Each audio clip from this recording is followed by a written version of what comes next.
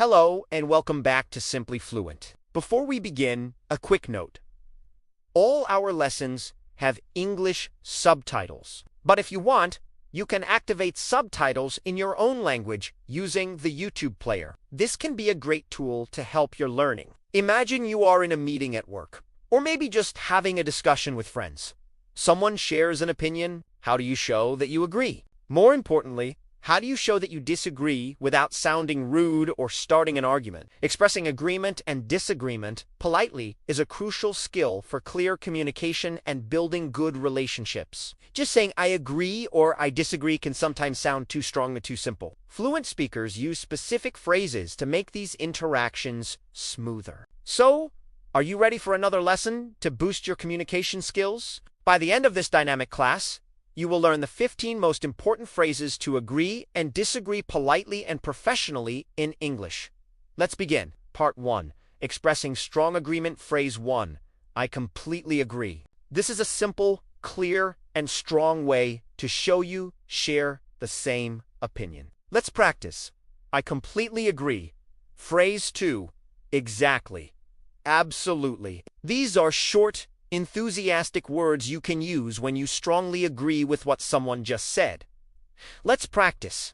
Exactly. Absolutely. Phrase 3. That's a great point. Use this phrase to show you value the other person's idea before adding your own agreement. Let's practice. That's a great point. Phrase 4. I couldn't agree more. This is a common idiom. That means you agree 100%. It's a very strong way to show your support for an idea. Let's practice. I couldn't agree more. Part 2. Expressing partial agreement. Phrase 5. I agree up to a point. But. Use this phrase when you agree with some part of the opinion, but not all of it. The but signals you have a different perspective to add. Let's practice. I agree up to a point. But. Phrase 6. I see what you mean. However, double quotes. This shows you understand the other person's perspective. I see what you mean, but you have a counter-argument or a different view. However, double quotes closing parentheses. Let's practice. I see what you mean. However, Phrase 7. That's true. Although this is another great way to acknowledge the truth in their statement. That's true before introducing a different consideration. Although double quotes closing parentheses. Let's practice. That's true, although Okay, we've learned how to agree strongly and partially. Is everything clear so far? Do you have any questions about these phrases? If so, please leave them in the comments section. I am here to help you. Now, let's learn how to disagree politely. Part 3. Expressing polite disagreement. Phrase 8. I'm afraid I disagree. Starting with I'm afraid softens the disagreement. It's a very common and polite way to state that you have a different opinion. Let's practice. I'm afraid I disagree. Phrase 9. I see it differently. This is a gentle and indirect way to signal that you have another perspective, without directly saying you are wrong. Let's practice. I see it differently. Phrase 10. I'm not so sure about that.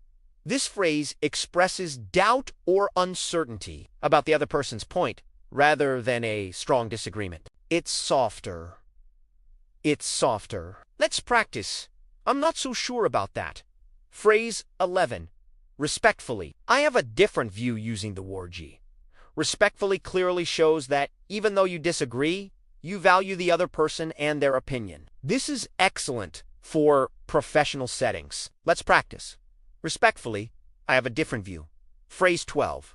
On the other hand, we could consider, instead of directly disagreeing, you can use on the other hand, to introduce an alternative idea or perspective for consideration. Let's practice. On the other hand, we could consider double quotes. Part 4.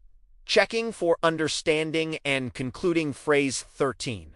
Does that make sense? After you share your opinion, especially if it's different, it's good to check if the other person understood your point. Let's practice. Does that make sense? Phrase 14. Let's agree to disagree. Sometimes you won't reach an agreement. This is a polite idiom used to end a discussion where opinions are very different. Without continuing to argue, let's practice. Let's agree to disagree. Phrase 15. Thank you for sharing your perspective, even if you disagreed. Ending the conversation by acknowledging and respecting the other person's view is very professional and maintains a good relationship. Let's practice. Thank you for sharing your perspective. And there you have it. 15 essential phrases to help you agree and disagree clearly, politely, and effectively in English. So, what did you think of this video? Was this quick lesson helpful for you? Please let me know in the comments. And if you want to learn more essential phrases, make sure to subscribe to the channel right now, click the like button, and activate the notification bell to receive our new lessons. We have new classes for you every single day, packed with valuable content at 10 in the morning, 3 in the afternoon, and 7 at night. Thank you for your valuable time, and I'll see you in the next lesson.